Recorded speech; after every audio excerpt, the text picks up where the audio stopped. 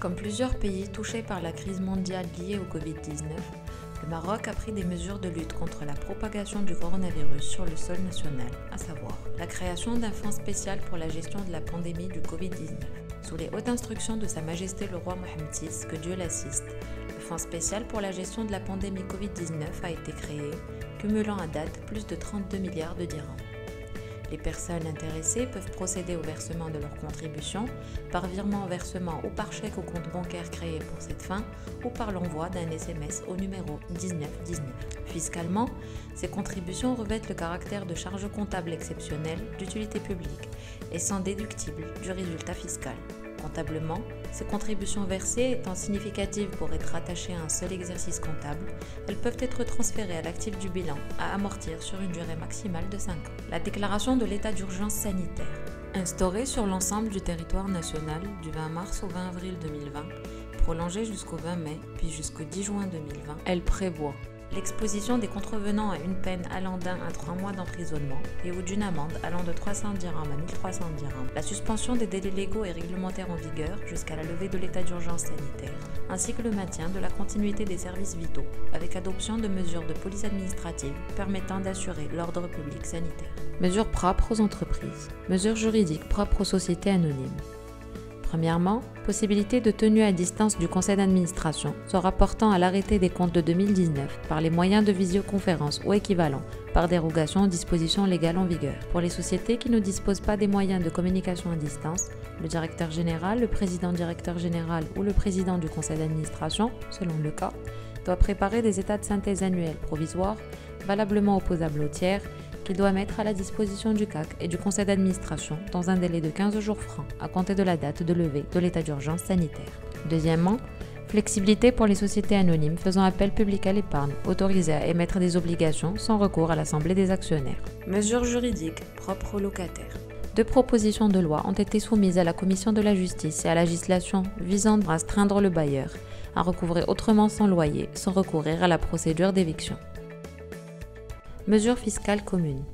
Les contrôles fiscaux et les avis à tiers détenteurs ont été suspendus jusqu'au 30 juin 2020. Mesures fiscales propres aux entreprises soumises à l'IS. Premièrement, les entreprises dont le chiffre d'affaires est inférieur à 20 millions de dirhams sont autorisées à bénéficier du report de leurs échéances et obligations fiscales jusqu'au 30 juin 2020, notamment en ce qui concerne les déclarations du résultat fiscal, le paiement du complément de l'IS et le versement du premier acompte provisionnel. Toutefois, les déclarations de TVA, au même titre que le reversement des impôts retenus à la source, ne sont pas concernées par la possibilité du dit report. Deuxièmement, pour les entreprises dont le chiffre d'affaires est supérieur ou égal à 20 millions de dirhams, le report de dépôt des déclarations n'est pas autorisé. Troisièmement, les entreprises en difficulté, en raison de la baisse drastique de l'activité, peuvent bénéficier d'une mesure de bienveillance auprès de l'administration fiscale, portant sur la possibilité d'un étalement ou d'un report du paiement de l'impôt. Mesures fiscales propres aux entreprises soumises à l'IR. Les personnes physiques qui le souhaitent peuvent bénéficier du report du paiement de l'impôt sur le revenu et du report de l'échéance de la déclaration annuelle du 30 avril au 30 juin pour les revenus professionnels déterminés selon le régime du résultat net ou celui du résultat net simplifié et pour les revenus agricoles. Des impôts locaux et de l'état d'urgence sanitaire. S'agissant de la suspension des échéances législatives et réglementaires pendant la période d'état d'urgence sanitaire, une circulaire du ministère de l'Intérieur prévoit. La taxe sur les terrains non bâtis est concernée par la suspension des pénalités et autres majorations de retard s'y rattachant, contrairement aux taxes locales gérées par la Direction générale des impôts, à savoir la taxe professionnelle, la taxe d'habitation et la taxe sur les services communaux, dont les échéances de paiement n'ont pas changé. Les propriétaires terriens qui s'acquittent de la taxe sur les terrains non bâtis pour l'exercice 2020 hors délai seront assujettis à des pénalités de retard, sauf pour les 2 mois correspondant à l'état d'urgence. Pour le premier trimestre 2020, le règlement des taxes locales appliquées aux professionnels, taxes sur les débits de poissons, taxes de séjour, taxes sur les produits de carrière et le dépôt des déclarations après le 1er avril ne donneront pas lieu à des pénalités de retard du fait de l'état d'urgence. Les personnes n'ayant pas déposé leur déclaration fiscale ni payé les taxes locales concernant les années précédentes 2020 devront s'acquitter de majorations de retard, sauf pour les 2 mois correspondant à l'état d'urgence. Mesures douanières. L'administration des douanes et impôts indirects informe que l'accès au bureau douanier ne serait autorisé que seul cas nécessitant impérativement la présence physique, et ce jusqu'à nouvel ordre. les formalités de dédouanement des marchandises, les échanges avec les inspecteurs traitant les déclarations, les demandes de certificats d'origine, les paiements des créances douanières peuvent être effectués directement en ligne. Les demandes d'information ou réclamations également.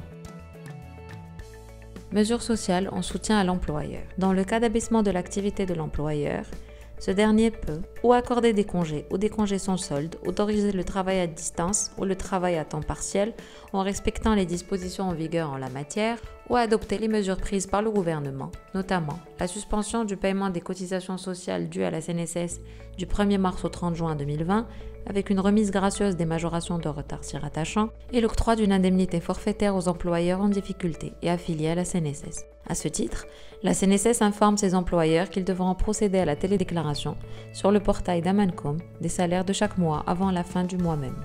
Les sommes indûment perçues au titre de cette mesure devront être remboursées à la CNSS par les employeurs concernés dans un délai de 30 jours à compter de la date de notification par la CNSS. Comptablement, les dépenses causées par la sous-activité sont des charges de structure à inscrire à l'actif du bilan. Cependant, les montants reçus des subventions ou autres aides auprès de l'État durant cette période doivent venir en déduction des charges à répartir. Mesures sociales en soutien aux employés. Premièrement, l'octroi d'une indemnité forfaitaire mensuelle nette de 2000 dirhams, en plus de bénéfices des prestations relatives à l'AMO et aux allocations familiales. Le versement de l'indemnité, considéré fiscalement comme une indemnité d'assistance à la famille, est effectué par virement au compte bancaire des personnes concernées ou par le billet de mise à disposition tiré auprès des agences de Wafa Cash après réception du code de transaction. Deuxièmement, moratoire sur les échéances de crédit tenues par les ménages, plafonné à 1500 dirhams par mois pour le crédit à la consommation et à 3000 dirhams pour le crédit d'habitat. Troisièmement, rajout de l'allocation d'assistance à la famille, prévu par l'article 57-2 du CGI, en complément de l'indemnité forfaitaire mensuelle de 2000 dirhams, versée aux salariés en arrêt temporaire de travail.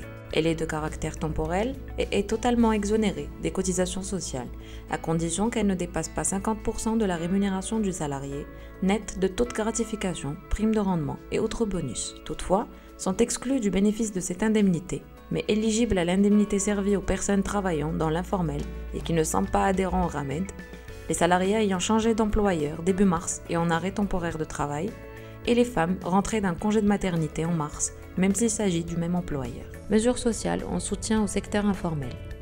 Bénéficient de l'indemnité prévue pour le secteur informel les ménages ramédistes impactés disposant d'une carte Ramed valide au 31/12/2019, ainsi que les ménages non ramédistes après remplissement du formulaire disponible sur le site Tadamon.